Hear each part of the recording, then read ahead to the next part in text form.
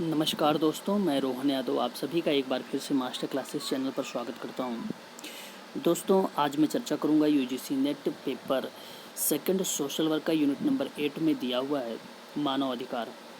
तो दोस्तों, मानव अधिकार से संबंधित कुछ इम्पोर्टेंट टॉपिक है जो एग्ज़ाम के पॉइंट ऑफ व्यू से बहुत ही महत्वपूर्ण है।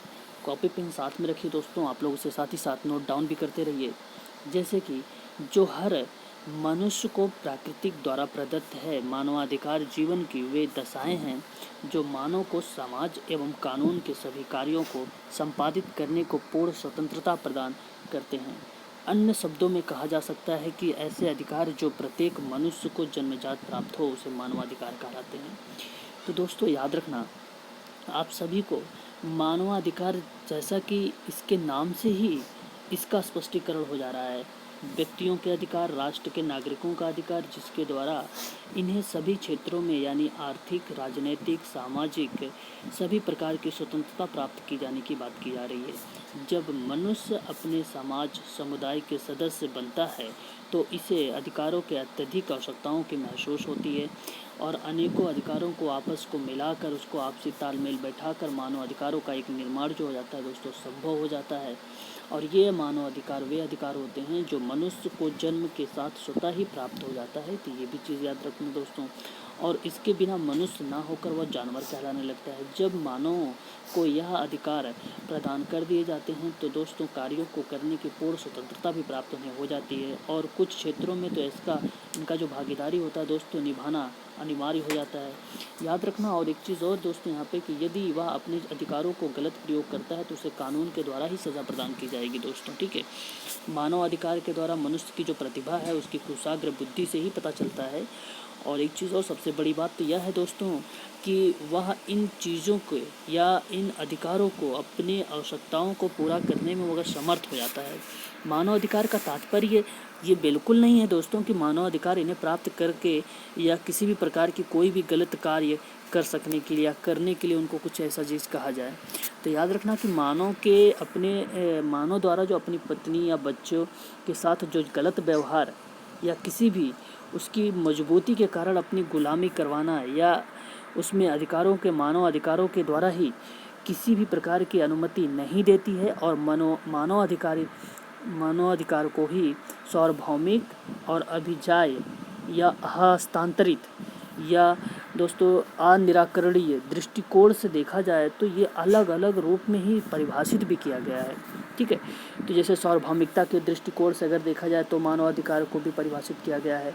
अब सार्वभौमिकता से रिलेटेड कुछ टॉपिक आया है तो मैं आप लोगों को चर्चा कर देता हूँ सार्वभौमिकता है क्या चीज़, है ना। देखिए यहाँ पे लिखा हुआ है दोस्तों, अब ध्यान से देखना इसमें कि मानव अधिकार प्राप्त करने की ही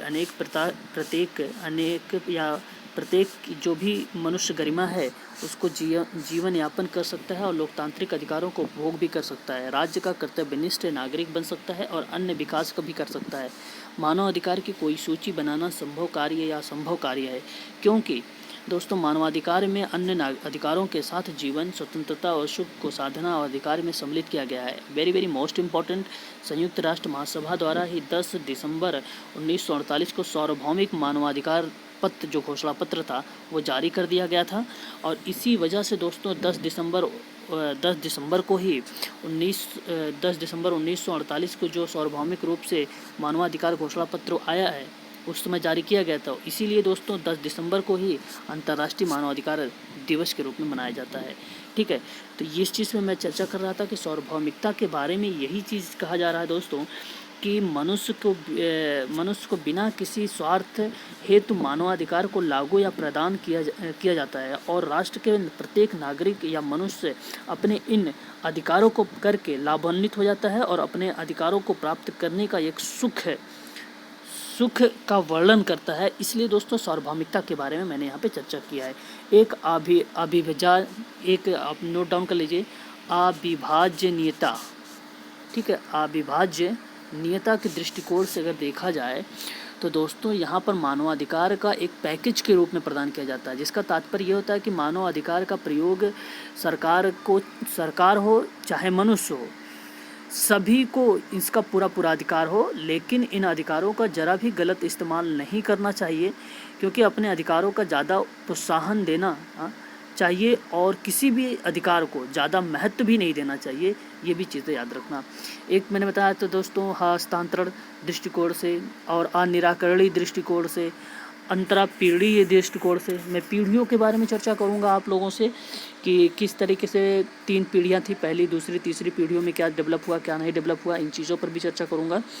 और एक और वेरी मोस्ट इम्पॉर्टेंट टॉपिक यहाँ पर आ गया कि संयुक्त राष्ट्र संघ की महासभा की जब मानवाधिकार विश्वव्यापी घोषणा जारी की गई थी तो वह ऐसा समय था कि जिसमें द्वितीय विश्व युद्ध की पीड़ा त्रस्त या दोस्तों मानवता शांति को मनोरम थाली पाने की व्याकुल थी, जिसमें घोषणा पत्र में दोस्तों 30 अनुच्छेद हैं और इन 30 अनुच्छेदों का एक लंबी प्रस्तावना भी है, व्यापक और लंबी प्रस्तावना है, जिसमें प्रस्तावना संसार और स्वतंत्रता, न्याय और शांति की स्थापना का एक लक्ष्य रखती है।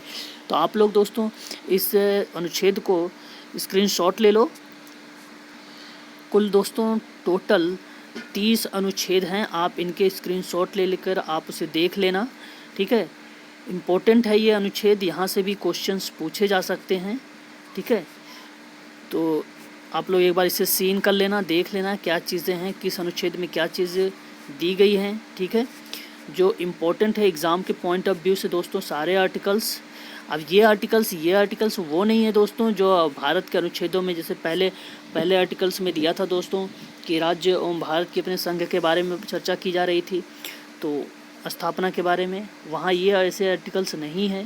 जैसे 21 में हमने पढ़ा था क्या दोस्तों, हमने ये पढ़ा था कि निःशुल्क शिक्षा के लिए दिया था 6 से 14 वर्ष के बच्चों के अनिवार्य शिक्षा के लिए। यहाँ पर देखिए 21 कुछ और कह रहा है, तो ये मौलिक अधिकार ये दोस्तों वो अधिकार नहीं है, ठीक है, वो अनुच्छेद नहीं है, याद रखना।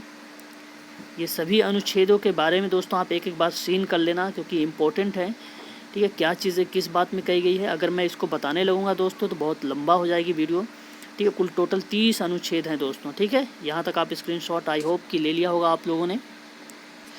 दोस्तों देश के विशाल आकार, एक विविधता और एक विकासशील एवं संप्रभुता संपन्न धर्मनिरपेक्ष या लोकतांत्रिक गणतंत्र के रूप में इसकी प्रतिष्ठा तथा उसके मूलभूत औपनिवेशिक राष्ट्र के रूप में ही इसको इतिहास के रूप में परिणाम स्वरूप भारत के मानवाधिकार की परिस्थिति में एक प्रकार की जटिलता हो गई है, जिसमें भारत के संविधान में मौलिक अधिकार प्रदान किया करता है, जिसके धर्म पर स्वतंत्रता की अंतर्भूति या संविधान की धाराओं में बोलने की आज़ादी के साथ साथ दोस्तों कार्यपालिका और न्यायपालिका का विभाजन हुआ था, ठीक है। एक चीज़ और है यहाँ पर इम्पोर्टेंट जो एग्ज़ाम के पॉइंट ऑफ व्यू से पूछा जा सकता है दोस्तों कि मानवाधिकार में किस तरीके से कुछ अधिनियम और किस तरीके से एक्ट आए थे। तो याद रखना दोस्तों इम्पोर्टेंट चीज़ें हैं। 1829 में पति की मृत्यु के बाद रूढ़िवादी हिंदू दास संस्कार समय जिसकी विधवा एवं आत्मदाह की चली आ रही सती प्रथा को राजा राम मोहन राय ब्रह्म समाज से हिंदू सुधारक आंदोलनों के वर्षों में प्रचार के पश्चात जनरल विलियम बेंटिंग ने जो औपचारिक रूप से समाप्त कर दिया था। तो याद रखना 1829 में सती प्रथा को समाप्त कर दिया गया था। नेक्स्ट दोस्तों बात करेंगे 1929 में बाल विवाह निषेध अधिनियम 11 साल के कम उम्र के नाबालिगों का विवाह की बात की गई थी, इसे पारित किया गया था। और अगर नेक्स्ट बात करें 1947 में भारत ने ब्रिटिश राज्य की राजनीतिक आज़ादी हासिल की थी। 1950 में भारत के संविधान को सार्वभौमिक और वयस्क मताधिकार के द्वारा संप्रभुता लोकतांत्रिक गणराज्य की स्थापना की गई थी। और 1952 में दोस्तों आपराधिक जनजाति अधिनियम पूर्ववर्ती आपराधिक जनजाति को या अनाधिकार सूचित के रूप में दोस्तों इसको सरकार द्वारा वर्गीकृत किया गया था, जो बहुत ही इम्पोर्टेंट रहा। 1942 में दोस्तों इसको पारित किया गया था इस अधिनियम को। 1955 में हिंदुओं से संबंधित परिवार के कानून के सुधार में दोस्तों हिंदू महिलाओं के अधिक अधिकार को प्रदान किया गया था। तो ये चीज़ें याद रखना दोस्तों 1955 में आया था। 1958 में दोस्तों सशस्त्र बल या विशेष अधिकार अधिनियम आया था। 1973 में भारत का उच्चतम न्यायालय केशवानंद भारतीय मामले में यह कानून लागू हो गया था कि संविधान के मौलिक संरचना या कई मौलिक अधिकारों को सहित संवैधानिक संशोधन के द्वारा ही अपरिवर्तनीय रहा। कुल दोस्तों 124 संविधान संशोधन हुए हैं दोस्तों, ये भी याद रखना। और 1975 और 1977 में दोस्तों भारत के आपातकाल की स्थिति का भी इसमें उल्लंघन का जो व्यापक उल्लंघन का घटनाएं घटित हुई थी। 1978 में दोस्तों मेनका गांधी बनाम भारत संघ के मामले में भी उच्चतम न्यायालय में यह कानून लागू कर दिया गया था कि आपात स्थिति में भी अनुच्छेद 21 के तहत जीवन जीने का अधिकार निलंबित नहीं किया जा सकता। 1978 में जम्मू कश्मीर जन सुरक्षा अधिनियम 1978 में आया था। ऑपरेशन ब्लू स्टार के तत्काल के बाद 1984 में आया था दोस्तों। 1985 और 86 में यह आया था साबानो मामले, जिसमें उच्चतम न्यायालय ने तलाकशुदा मुस्लिम महिलाओं के अधिकार की मान्यता प्रदान करने के बाद मौलानाओं के विरोध एक चिंगारी भड़क गई थी, जिसमें उच्चतम न्यायालय ने फैसले को ही दोस्तों अमान्य करार देते हुए उसने राजीव गांधी को सरकार में ने क्या किया था, मुस्लिम महिला तलाक का अधिकार जो है संरक्षण अधिनियम यानी 1986 में पारित हुआ था। और 1989 यानी 1989 में अनुसूचित जाति और अनुसूचित जनजाति अत्याचार निवारण और जिसमें अधिनियम 1989 को दोस्तों पारित हुआ था। और 1989 को ही वर्तमान में कश्मीरी बगावत के लिए कश्मीरी पंडित को हुई नस्ली तौर पर ही दोस्तों सफाया यानी हिंदू मंदिरों का नष्ट भ्रष्ट कर दिया था। और दोस्तों हिंदुओं के और सिखों की हत्या और विदेशी पर्यटकों को सरकारी कार्यकर्ताओं का अपहरण हुआ था। तो इन चीज़ों को याद रखना दोस्तों। 1992 में दोस्तों 1992 में संवैधानिक संशोधन हुआ था, जिसमें स्थानीय स्वशासन यानी पंचायती राज की स्थापना हुई थी। ठीक है दोस्तों, याद रखना। और 1992 में दोस्तों संविधान संशोधन यानी स्थानीय स्वशासन यानी पंचायती राज की स्थापना, तीसरे यानी 73वें और 74वें संविधान संशोधन में ये सारी चीज़ें की गई थी। 1992 में दोस्तों एक हिंदू जन समूह बाबरी मस्जिद का ध्वस्त कर दिया गया था। और 1993 में मानवाधिकार संरक्षण अधिनियम के अंतर्गत राष्ट्रीय मानवाधिकार आयोग की स्थापना की गई थी। याद रखना यहाँ पे आयोग है। ठीक है, नेक्स्ट अगर बात करेंगे 2001 में जो उच्चतम न्यायालय की दोस्तों भोजन का अधिकार लागू करने का व्यापक जारी कर दिया गया था। 2002 में दोस्तों यहाँ पे कहा गया था गुजरात की हिंसा और मुख्य रूप से मुस्लिम अल्पसंख्यक का लक्ष्य कई लोगों को जाने गई थी। इसमें 2005 में दोस्तों एक सशक्त सूचना अधिकार अधिनियम पारित किया गया था। और 2005 में एक और राष्ट्रीय ग्रामीण रोजगार गारंटी अधिनियम भी आई थी दोस्तों, जिसको NREGA के रूप में जाना जाता है, जो रोजगार के सार्वभौमिक गारंटी प्रदान की थी। 2006 में उच्चतम न्यायालय भारतीय पुलिस का अपर्याप्त मानवाधिकारों के प्रतिक्रिया को स्वरूप पुलिस अधिकार को आदेश दिया गया था दोस्तों। 2009 में दोस्तों क्या किया गया था, दिल्ली उच्च न्यायालय में भारतीय दंड संहिता धारा 377 की घोषणा को, जिसके अंतर्दृष्टि अप्राकृतिक एवं यौनाचरणों के सिलसिले में भी दोस्तों गैरकानूनी करार दिया गया था, जिसमें व्यक्तिगत तौर पर दो लोगों को बीच में सहमति या समलैंगिक या यौनाचरण के मामले में लागू किया गया था। तो दोस्तों असंवैधानिक हो सकता है तथा भारत के समलैंगिक संपर्क प्रभावी तरीके से अलग अलग भेदभाव करना देखने को मिला था दोस्तों। तो भारत में समलैंगिकता भी देखने को मिलती है। तो ये दोस्तों 2019 में इस बारे में चर्चा की गई थी। 2009 में इसके बारे में चर्चा की गई थी दोस्तों। आप लोगों एक चीज़ और लिखते चलिए साथ ही साथ कि मानवाधिकार की 3 पीढ़ियों में वर्णन किया गया था। तो 3 पीढ़ियाँ आप डाल सकते हो। पहले आप डाल लीजिए मानव अधिकार की 3 पीढ़ियाँ, जिसमें दोस्तों आपको मैं बता दूं कि 10 दिसंबर आप सभी को पता है मानव अधिकार को ही जो सार्वभौमिक घोषणा पत्र की हुई थी घोषणा, तो 10 दिसंबर 1948 को हुआ था। ठीक है, अब प्रथम पीढ़ी के बारे में बात करते हैं। 3 पीढ़ियों में इसको डिवाइड किया गया था दोस्तों। तो प्रथम पीढ़ी जो वो थी मानव अधिकार की पहली पीढ़ी, जो नागरिकों के राजनैतिक अधिकारों के नाम से जाना गया। तो नागरिक और राजनैतिक अधिकार के नाम से जाना गया पहली पीढ़ी को। दूसरी पीढ़ी को जाना गया दोस्तों आर्थिक और सामाजिक और सांस्कृतिक अधिकार के नाम से, जिसको दूसरी पीढ़ी में सकारात्मक अधिकार के रूप से भी कहा जाता है, कि इसे सकारात्मक रूप से भी जाना जाता है। ये भी चीज़ें याद रखना, अगर एग्ज़ाम में आता है आर्थिक सामाजिक और सांस्कृतिक अधिकार के नाम से कौन सी पीढ़ी की जाना गया, तो दूसरी पीढ़ी को। अगर ये ऑप्शन में नहीं होगा तो आपके ऑप्शन में होगा दोस्तों सकारात्मक अधिकार के रूप से जाना जाता है किस पीढ़ी को, तो दूसरी पीढ़ी को। तीसरी पीढ़ी है दोस्तों सामूहिक अधिकार के नाम से जाना गया। और पहली पीढ़ी की जो उत्पत्ति हुई थी दोस्तों वो उदारवाद के नाम से जाना गया, इसकी उत्पत्ति हुई थी।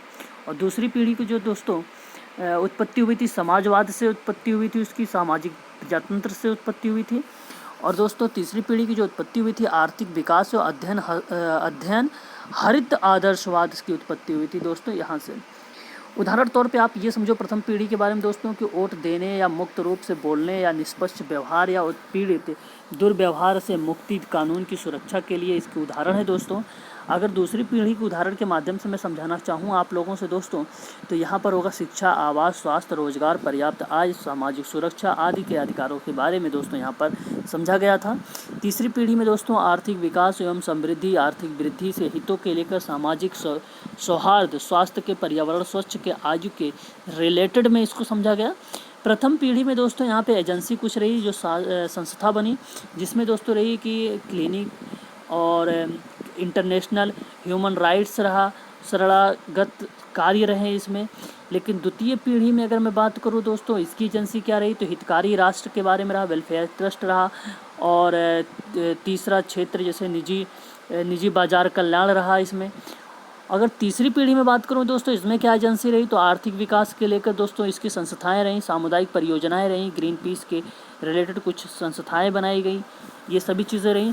इसमें प्रभावी जो विषय के बारे में आता है, व्यवसाय के बारे में, कौन किस व्यवसाय के बारे चर्चित हैं किससे, तो प्रभावी व्यवसाय जो रहा दोस्तों पहली पीढ़ी के अंतर्गत रहा, जिसमें विधि और कानून का बारे में चर्चा की गई प्रथम पीढ़ी में।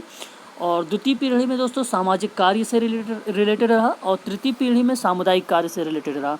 तो पूछा जा सकता है द्वितीय पीढ़ी में दोस्तों मानवाधिकार का कौन सी चीज़ से प्रभावी रहा व्यवसाय, तो सामाजिक कार्य रहा द्वितीय में, और प्रथम में रहा विधि और कानून, और तृतीय में रहा दोस्तों सामुदायिक विकास। ठीक है, सामूहिक कार्य को लेकर अगर मैं बात करूँ पहली पीढ़ी के बारे में, तो वकालत, सरलगत कार्य रहे, जिसमें सरल स्थान रहा, तलाक के बारे में, कैद सुरक्षा के बारे में बात की गई, इससे रिलेटेड इसके वर्क रहे।